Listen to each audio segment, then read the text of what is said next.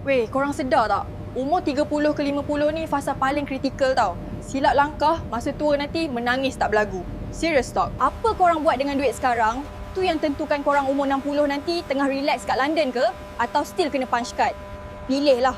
20 tahun ni bukan masa nak jelita je. Ini masa paling mahal nak bina empire kewangan. Jangan sampai dah sesak baru nak sedar. Lifestyle tu biar berpada.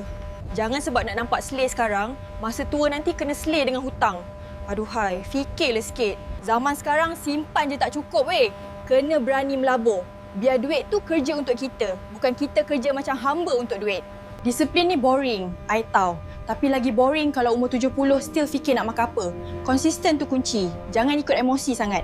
I tanya jujur korang nak bebas kewangan atau still kena struggle survive masa rambut dah putih nanti?